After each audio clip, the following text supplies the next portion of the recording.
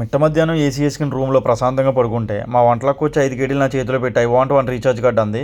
ఇంకా మా ఇంటికి దగ్గరలో ఉన్న ఫరాకి అయితే వచ్చాను నేను. ఫరా అంటే చిన్న సూపర్ మార్కెట్ అనమాట.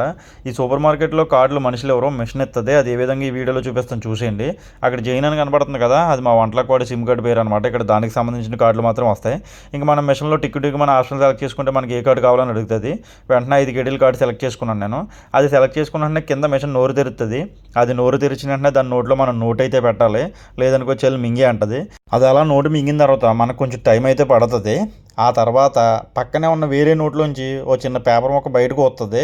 ఆ ఊసిన పేపర్ మొక్క రీఛార్జ్ కార్డు అనమాట. దాని మీద మనకు సంబంధించిన సీక్రెట్ నెంబరు, ఇంకా ఆ కార్డు ఎలా యూజ్ చేయాలని డీటెయిల్గా రాసి ఉంటాయి.